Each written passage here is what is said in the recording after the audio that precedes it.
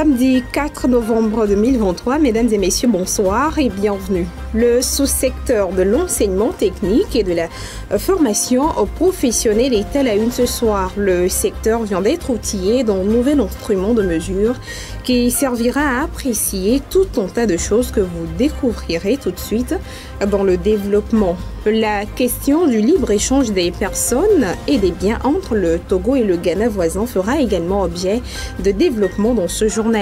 L'opérationnalisation du poste de contrôle juste à poser de Nopé-Akano a récemment été discutée par les autorités des deux pays. On vous fait le point à l'international. La première économie africaine de Nigeria souhaite se faire une place au sein du Conseil de sécurité de l'Organisation des Nations Unies. Dans quelques instants, vous aurez les précisions. Et puis nous reviendrons sur l'évasion de Moussa Dadis Camara, la nouvelle qui fait la une actuellement en Guinée et dans d'autres journaux.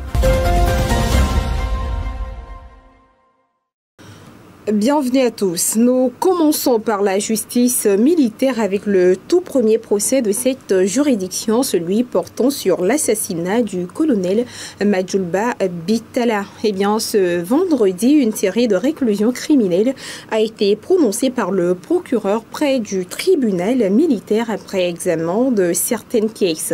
L'ex-chef d'état-major des armées, le général Katanga, risque 50 ans de réclusion criminelle. On fait le point dans ce récit. Le procès du meurtre du colonel Madjoulba a pris une autre tournure. À une nouvelle audience tenue vendredi, le ministère public plaignant qui poursuit Yandoukoa Songuine et 6 autres pour le meurtre du colonel Madjoulba Bitala a présenté des éléments factuels de la scène du crime mis sous scellé ainsi que les téléphones portables des accusés. Une fois ces pièces analysées, le procureur près le tribunal militaire a requis 50 ans de réclusion criminelle contre le général de division Abalo Kadanga et le caporal-chef Yandoukoa Songuine, chauffeur du feu, colonel Madjoulba Bitala. Pour sa part, le colonel Ali Kodjo, commandant du GAFA central au moment des faits, risque 40 ans. Alors que les commandants Boué et son adjoint Atekbe, 2 officiers, commandant à l'époque l'unité de sécurité militaire USM, mérite 30 ans de réclusion criminelle, tout comme la soldat Takuna, secrétaire en permanence lors de l'assassinat du colonel Madjoulba.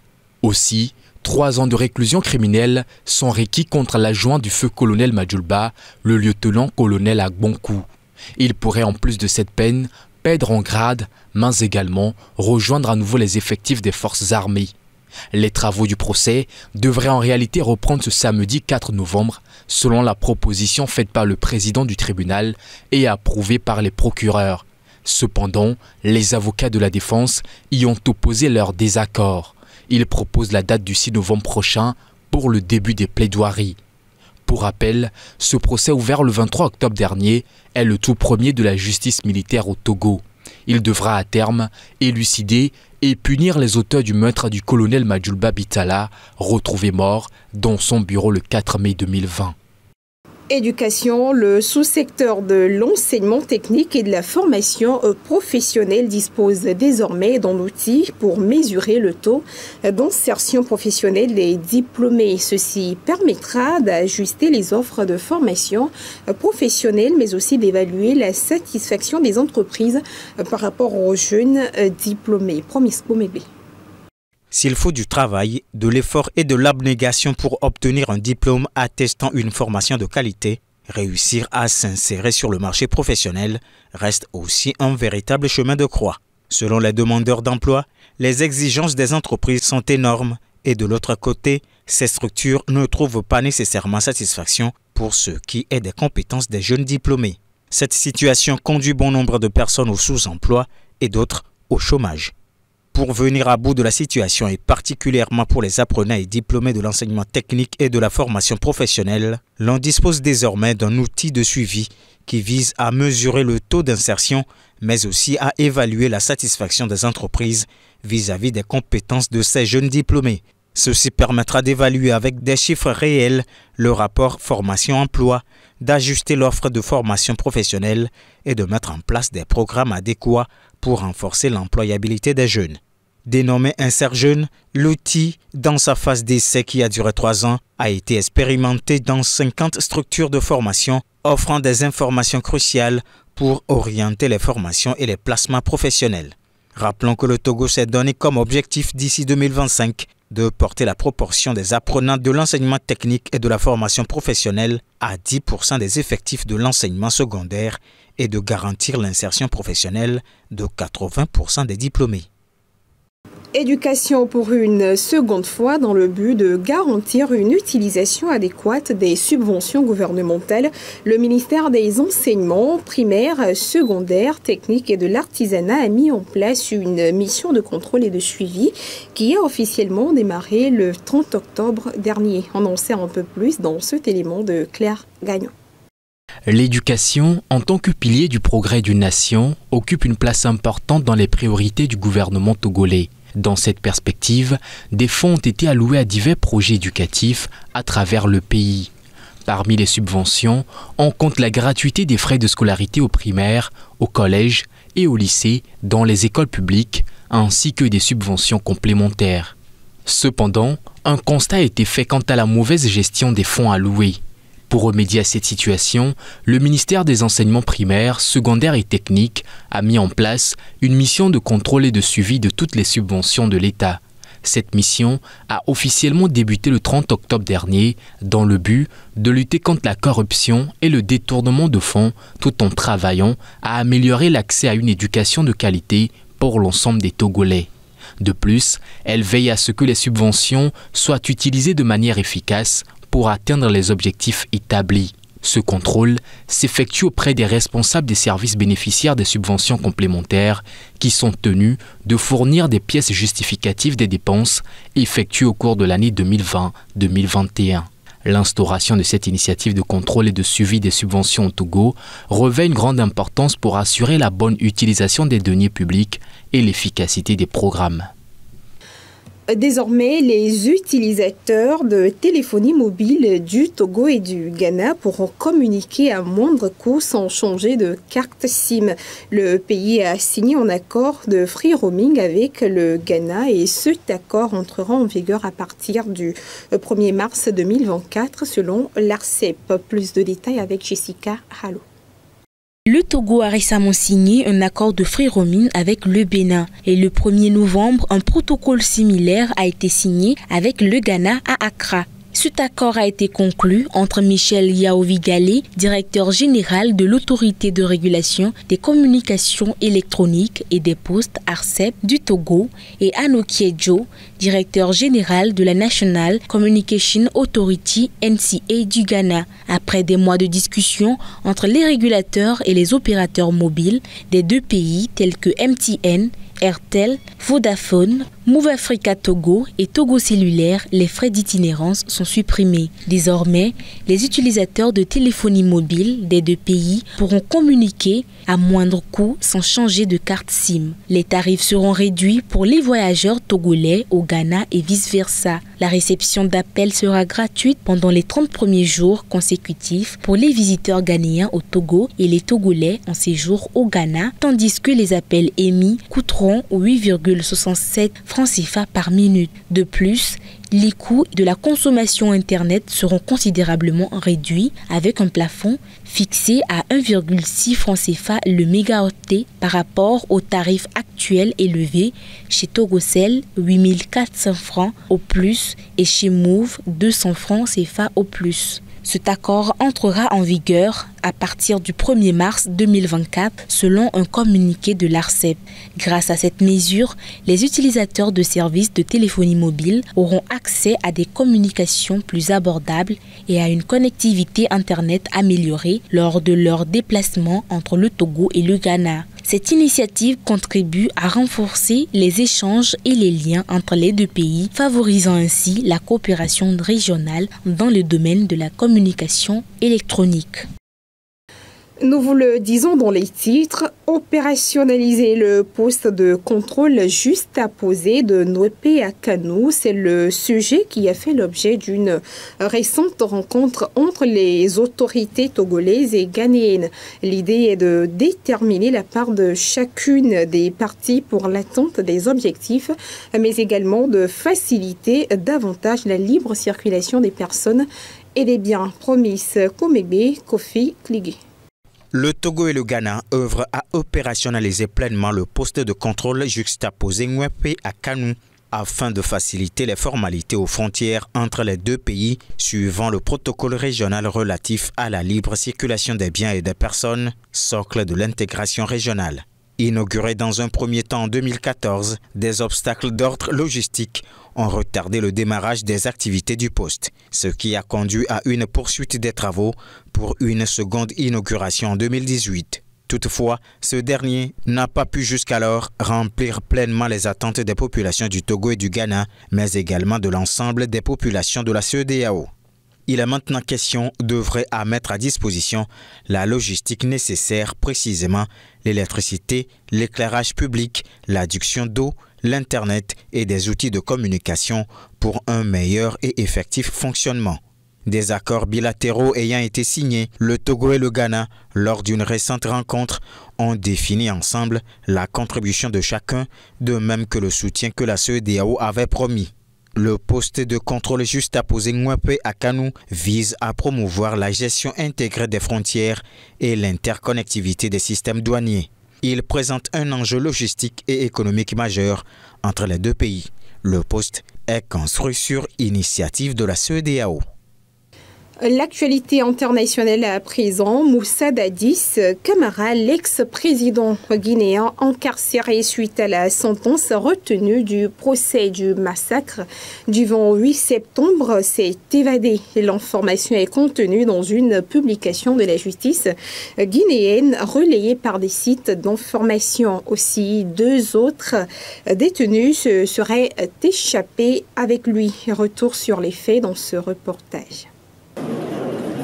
L'ancien président de la transition guinéenne, Moussa Dadis Camara, était sorti de prison samedi matin par un commando lourdement armé, a annoncé Charles-Alphonse Wright, le ministre de la Justice. Selon les médias locaux, ces hommes non encore identifiés ont réussi à exfiltrer plusieurs autres détenus, dont le colonel Moussa Tiegboro Camara, Blaise Goumou et Claude Pivy, un ancien membre des forces spéciales. L'opération a donné lieu à des échanges de tirs à Kaloum, une commune de Conakry, la capitale. Depuis, tous les périmètres de la prison centrale seraient quadrillés par des éléments des forces de défense et de sécurité. Moussa Dadis Camara était arrivé au pouvoir par un coup d'État en 2008.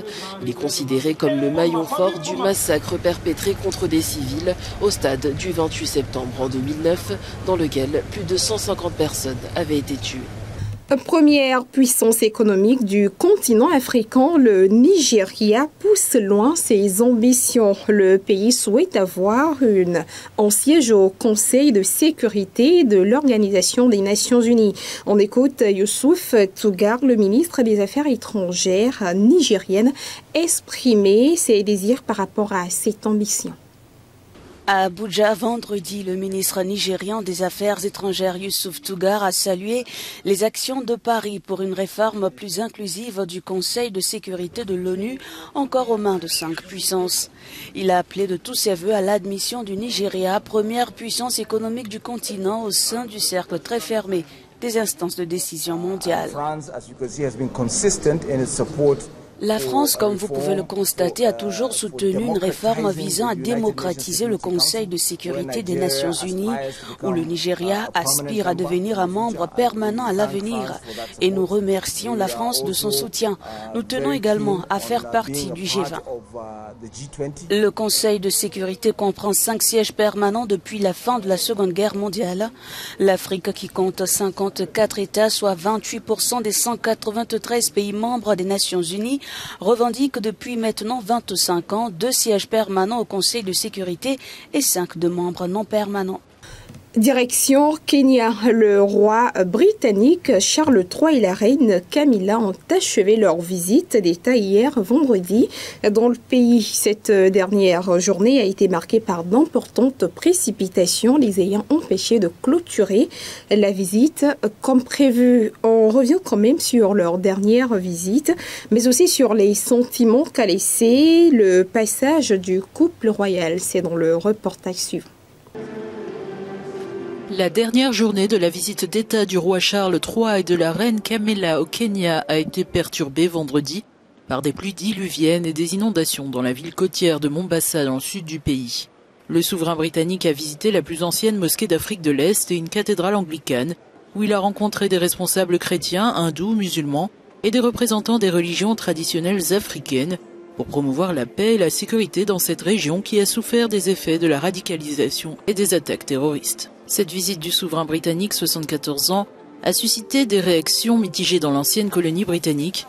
Plusieurs organisations d'anciens combattants et de défense des droits humains l'avaient appelé à présenter des excuses officielles pour les violences subies durant la période de la colonisation britannique, marquée notamment par la brutale répression de la révolte des Mau Mau, qui a fait officiellement plus de 10 000 morts entre 1952 et 1960.